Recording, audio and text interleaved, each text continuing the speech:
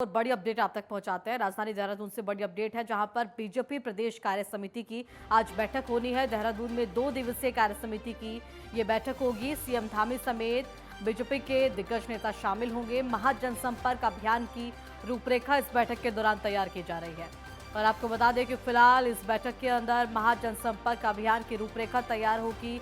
समीक्षा की जाएगी इस पूरे अभियान को लेकर, किस तरीके से 9 साल भारतीय जनता पार्टी के केंद्र में, राज्य में पूरे होने को लेकर फिलहाल महासंपर्क अभियान की जो शुरुआत है वो बीजेपी करने जा रही है, जिसको लेकर आज कार्य समिति की बैठक होगी। 2 दिवसीय ये बैठक है, जहां पर आपको बता दें कि मुख्यमंत्री धामी मौजूद रहेंगे बैठक के दौरान। इसी के साथ संगठन और पार्टी के बड़े नेता यहां पर पहुंचेंगे और साफ तौर पर महाजनसंपर्क अभियान की रूपरेखा तैयार की जाएगी। और ज्यादा जानकारी के साथ ज्ञानेंद्र मेरे साथ जुड़े हुए हैं। ज्ञानेंद्र, फिलहाल किस तरीके से कार्य समिति की बैठक होने जा रही है और क्या कुछ महाजनसंपर्क अभियान को लेकर फिलहाल बीजेपी की तैयारी है? किस तरीके से राज्य में ये जनसंपर्क अभियान शुरू होगा? देखिए 2024 में लोकसभा का चुनाव है और उसके ठीक पहले पार्टी पूरे देश भर में 9 साल भाजपा सरकार के पूरे होने पे महाजनसंपर्क अभियान चलाने जा रही है। उसी के सिलसिले में उत्तराखंड में अगर हम देखें तो 2 दिवसीय जो बैठक है रखा गया है।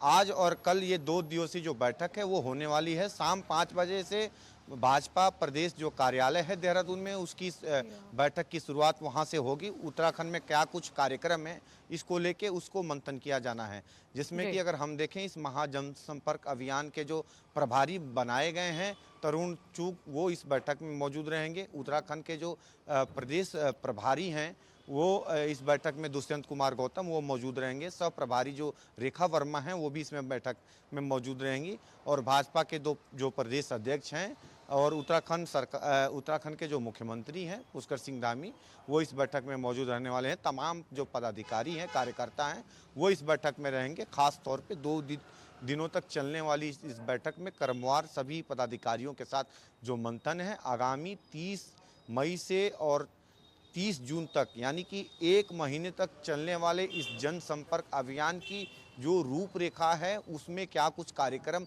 तय किए जाएंगे, किसको क्या जिम्मेदारी दी जानी है, इस बात को लेकर चर्चा होगी और इसकी कहीं ना कहीं रूपरेखा तय करके लोगों को जिम्मेदारियां सौंपी जाएंगी। कुल मिला के देखा जाए तो 2024 के लोकसभा चुनाव के मद्देनजर पहले से ही भाजपा अपने 9 सालों के कार्यकाल को जनता के समक्ष लेके जा रही है और ऐसे में तमाम जो ऐसी योजनाएं हैं वो धरातल पे उनका कितना काम हुआ है और उसका जनता कितना फायदा ले पा रही है, ये उसमें कहीं ना कहीं बिल्कुल ज्ञानेंद्र, देखिए विपक्ष ये भी कह रहा है कि जिस तरीके से भारत जोड़ो यात्रा का असर कर्नाटक में जीत के तौर पर कांग्रेस को मिला, कहीं ना कहीं 2024 के लोकसभा चुनाव को लेकर बीजेपी उसी तर्ज पर महासंपर्क अभियान जो है, जनसंपर्क अभियान, उसकी शुरुआत कर रही है ताकि 2024 में वैसे ही नतीजे बीजेपी के सामने भी हों।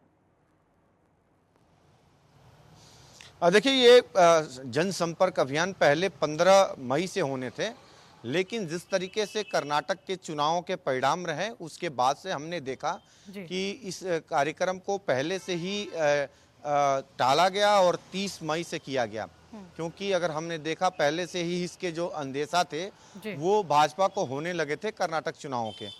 ऐसे में भाजपा ये समझ रही है कि नई रणनीतियों के साथ अपने सांसदों को, अपने पदाधिकारियों को चुनाव मैदान में उतारना होगा और यही वजह है कि सभी प्रदेशों में इस तरह के कार्यक्रम का आयोजन किया जा रहा है, जिसमें कि उत्तराखंड के अंदर भी 2 दिवसीय कार्य समिति का आयोजन किया गया है ताकि नई रणनीतियों के साथ जो कार्यकर्ता हैं, जो पदाधिकारी हैं, वो जनता के समक्ष जाएं, क्योंकि कर्नाटक के चुनाव के बाद एक बड़ी चुनौती पूरे देश भर में लोकसभा चुनाव को लेके भाजपा के कहीं ना कहीं अंदर देखने को मिलेगी और एक डर है भाजपा के अंदर उस चुनाव में कर्नाटक के परिणामों को लेके, और यही वजह है कि वो अपनी सारी जो रणनीतियां हैं उससे परख रही है और सभी राज्यों में अपने जो जनसंपर्क अभियान के तमाम नेताओं को जो जिम्मेदारियां दी गई हैं उन्हें उन दौरों पे भेज रहे हैं। कहीं ना कहीं देखिए पार्टी समझ रही है कि जनता से जुड़ना और जनता से कनेक्टिविटी भी कितनी महत्वपूर्ण है कहीं ना कहीं किसी भी अच्छे परिणाम के लिए। और फिलहाल आपका बहुत बहुत धन्यवाद तमाम जानकारी देने के लिए।